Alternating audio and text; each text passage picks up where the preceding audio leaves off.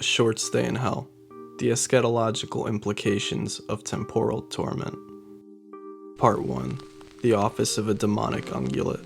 Imagine a scenario in which Zoroastrianism is the religion of the afterlife, a faith that worships the almighty Ahura Mazda, the prophet Zoroaster, and values good thoughts, good words, and good deeds. Picture upon your death, you find yourself in the company of a demonic ungulate named Xander, and who reveals because you are not a devout follower of Zoroastrianism, you are now in hell. The demon assuages all the poor souls in his office that, unlike the eternal infernos of more popular mainstream earthly religions, hell in Zoroastrianism is temporary. Our protagonist, Soren Johansson, a loving husband, father of 4, and devout Mormon with an affinity for literature, is sent to a library inspired by the Library of Babel with one objective. In order to ascend to heaven, one must find the book that contains their life story in a seemingly infinite sea of gibberish and word salad. Part 2. Proverbial fig leaves. The prospect of not seeing your family for a perceptually endless amount of time, the realization that most likely everyone you have ever known, regardless of how compassionate or magnanimous they were on earth, has been or will be sent to their own idiosyncratic hell.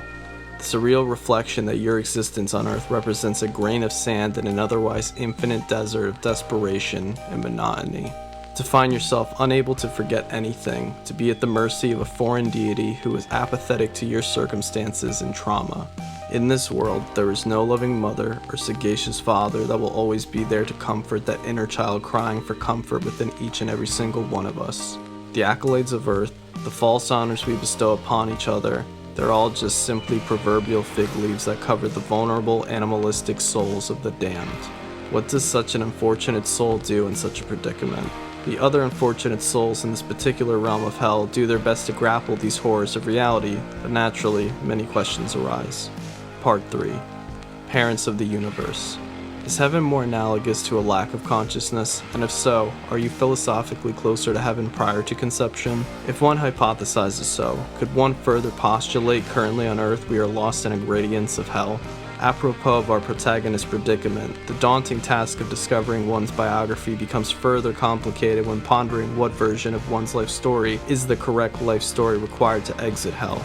Each book in the library has 410 pages, with 40 lines on each page and 80 characters on each line.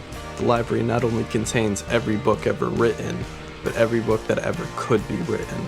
No matter the friendships, partnerships, or enemies forged in such a place of desolation, nothing lasts forever. It's only a matter of time before you find yourself alone longer than the universe has ever existed. Part 4. The meaning of it all. The hope of a human relationship after eons carries no weight or depth anymore. You've had every conversation one could ever fathom, and you're speechless at the absurdity of it all. What lesson is there to learn?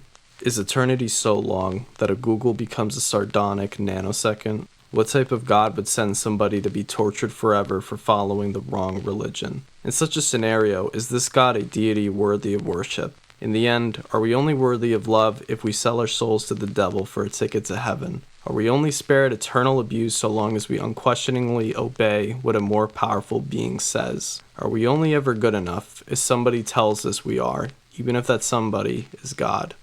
Part 5. Is hope a blessing or a curse? What does a short stay in hell mean when one can't distinguish it from the infinite? What really is the present moment? When does the present moment become too much for the human psyche to bear? How do people cope with the angst of perpetual existence? Is existence for existence sake, sacred or unsacred? Akin to our lives here on earth, do we find symbolism and synchronicities in the seemingly obscure, or do we assign meaning to the meaningless? What being's meaning of meaninglessness is meaningless if the meaning is meaningful to beings? Even when one does find the biography of their life, what could heaven possibly be but perhaps the cessation of consciousness?